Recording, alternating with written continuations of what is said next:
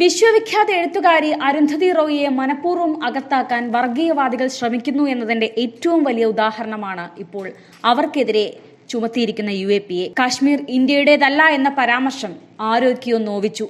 അതാണ് അരുന്ധതിയെ ഇപ്പോൾ ഇവരെല്ലാം വേട്ടയാടുന്നത്.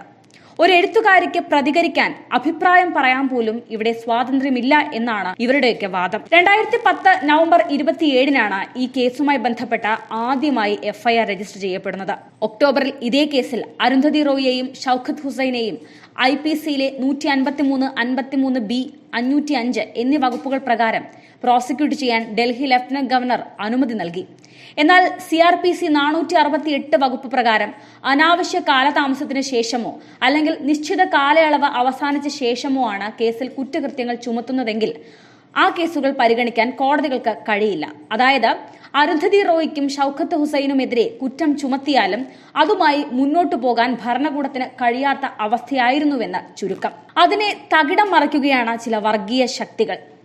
ഒരു എഴുത്തുകാരിയുടെ പ്രതികരണത്തെ പോലും ചോദ്യം ചെയ്യുന്ന നിലപാടാണ് ഭരണകൂടത്തിൽ നിന്നുണ്ടാകുന്നത്. 2023 ഒക്ടോബർ 3 ഇന്ത്യയിലുടനീളമുള്ള മാധ്യമപ്രവർത്തകരുടെയും ഗവേഷകരുടെയും വീടുകളിലും ഓഫീസുകളിലും വമ്പൻ റെയ്ഡ് നടന്നു. ന്യൂസ് ക്ലിക്ക് എന്ന വാർത്താ വെബ്സൈറ്റുമായി ബന്ധപ്പെട്ട ലേഖകരെ ഡൽഹി പോലീസ് ഉദ്യോഗസ്ഥർ ചോദ്യം ചെയ്യുകയും അതിന്റെ സ്ഥാപകനെ UAPA നിയമപ്രകാരം അറസ്റ്റ് ചെയ്യുകയും ചെയ്തു.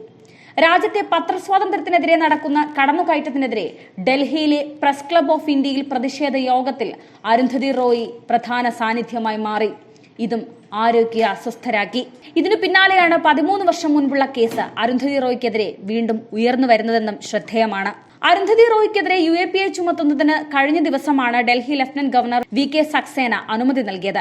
രാജ്യത്തെ എണ്ണം പറഞ്ഞ എഴുത്തുകാരിൽ ഒരാളായ അരുന്ധതി റോയ് 2010 കശ്മീരിനെ കുറിച്ച് നടത്തിയ പരാമർശം ഭീകരവാദ വിരുദ്ധ നിയമപ്രകാരമുള്ള തെറ്റാണെന്നാണ് അധികാരികളുടെ കണ്ടെത്തൽ. 2010 ഒക്ടോബർ 28-ന് സാമൂഹിക പ്രവർത്തകനായ സുശീൽ പണ്ഡിറ്റ് നൽകിയ പരാതിയുടെ അടിസ്ഥാനത്തിൽ അതേ വർഷം നവംബർ 27-ന് തിലക് മാർഗ് പോലീസ് സ്റ്റേഷനിലാണ് സംഭവവുമായി ബന്ധപ്പെട്ട ആദ്യ കേസെടുക്കുന്നത്.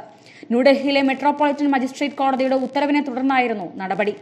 2010 ഒക്ടോബർ 21-ന് രാഷ്ട്രീയ തടവുകാരുടെ മോചനത്തിനു വേണ്ടി പ്രവർത്തിക്കുന്ന committee for release of political prisoners സംഘടിപ്പിച്ച ആസാദി ദ ഓൺലി വേ എന്ന പരിപാടിയിൽ നടത്തിയ പ്രസംഗങ്ങളായിരുന്നു കേസിന് ആധാരമായത്. അന്ന് അവിടെ പ്രസംഗിച്ച അരുന്ധതി റോയ്, ഷൌക്കത്ത് ഹുസൈൻ, പരിപാടിക്ക് നേതൃത്വം നൽകിയ SA ഗീലാനി, സൈദ് അലി ഷാ ഗീലാനി എന്നിവർക്കെതിരെയെല്ലാം കേസെടുത്തിരുന്നു. പിന്നീട് ഇതിൽ 2 പേർ മരിച്ചതിനാലാണ് അവരെ കേസിൽ നിന്ന് ഒഴിവാക്കിയത്. അരുന്ധതി റോയിയുടെയും ഇവരുടെയൊക്കെ പ്രതികരണത്തെ ആരൊക്കെയോ ഭയക്കുന്നു എന്ന് ഇതിൽ നിന്ന് മനസ്സിലാക്കാം. കൂടുതൽ വാർത്തകൾ അറിയുവാനായി ഈ ചാനൽ സബ്സ്ക്രൈബ് ചെയ്ത് ഫോളോ ചെയ്യുക.